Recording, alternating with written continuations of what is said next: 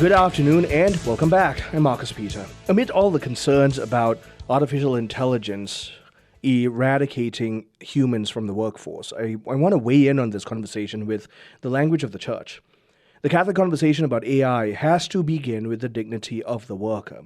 The human person was made by God to receive creation through labor and then to offer that labor back through responsible love. And that's why the anniversary of things like Rerum Novarum matters so deeply.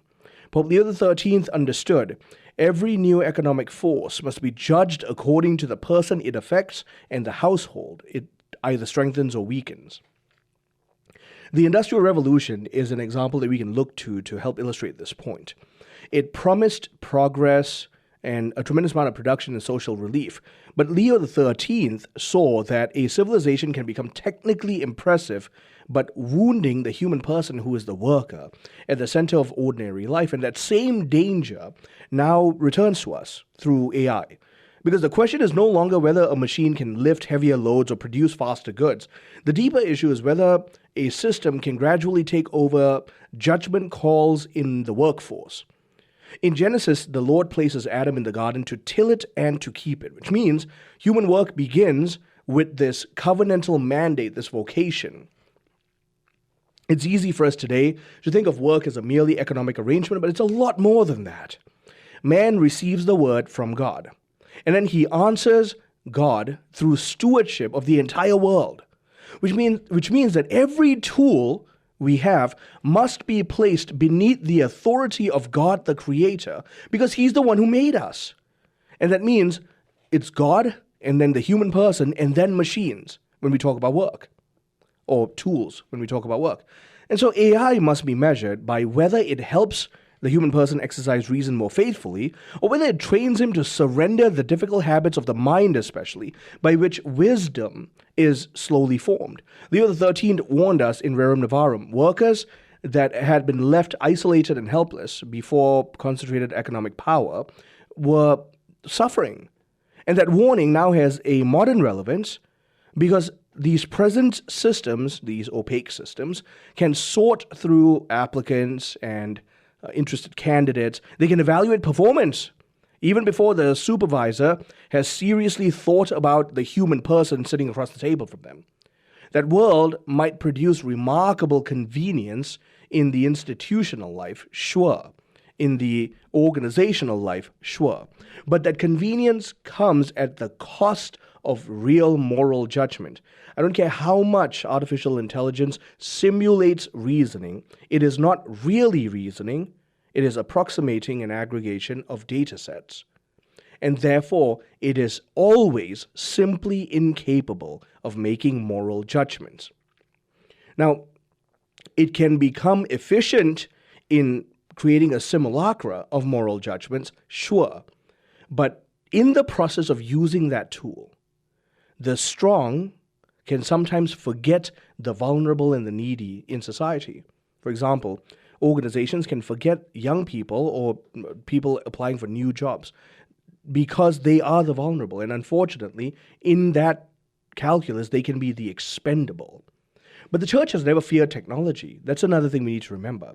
She's never feared human creativity, but creativity must remain governed by objective truth and faith in God. The church refuses to also worship machines. Machines have no conscience. They cannot give us the true meaning of human life. That's why Catholic social doctrine brings this needed sanity to our age. It insists that the worker cannot be reduced to what they put out in productivity. The Catechism teaches us, work honors the Creator's gifts and the talents received from Him. That's Catechism 2427, which means labor forms the worker even while it produces something beyond him. So a student who lets AI draft his paper has produced an assignment, sure, but he's lost the work of the discipline that the assignment was meant to form within him. A professional who lets AI decide about the employees under his care, that he is responsible to judge. Sure, he's gained speed, but he's weakened the practice of the habit of prudence that his vocation requires of him on a daily basis. A society that praises this kind of displacement simply because it's efficient, it's already confusing productivity with human flourishing. John Paul II warned us about this during his papacy. In Laborum Exercens, he wrote that work is for man, man is not for work. That sentence should govern every technological decision.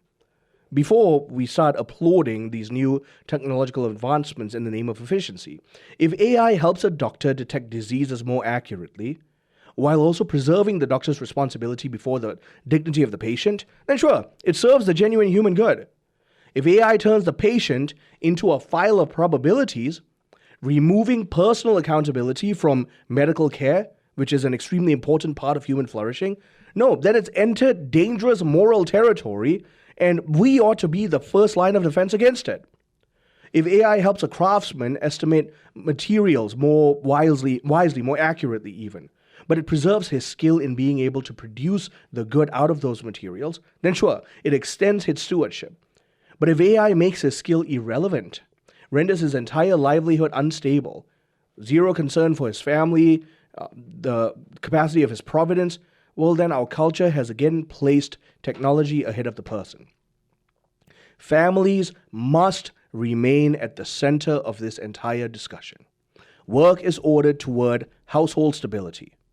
It is ordered towards the flourishing of human persons.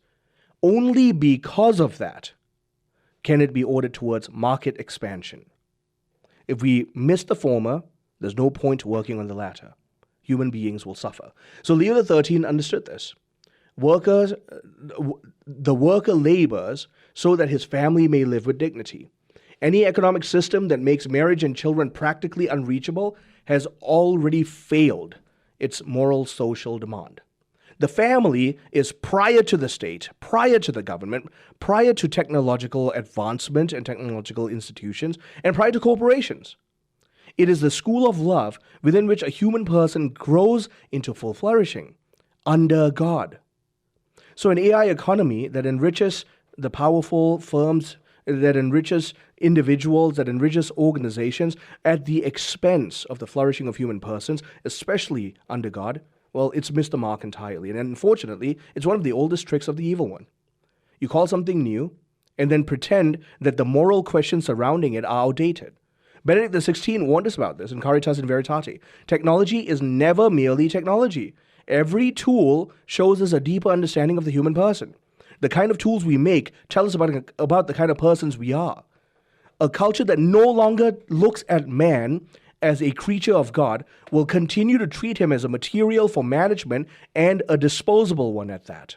And once that happens, well, workers and human beings are nothing more than data points. The spiritual wound beneath this issue is the one we're not looking at. Without God, man becomes a problem to optimize.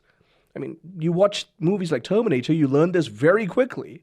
Without God, man is a son or with God, man is a son or daughter called into covenant. And that difference changes the way we approach the workforce. It changes everything about how we engage in work.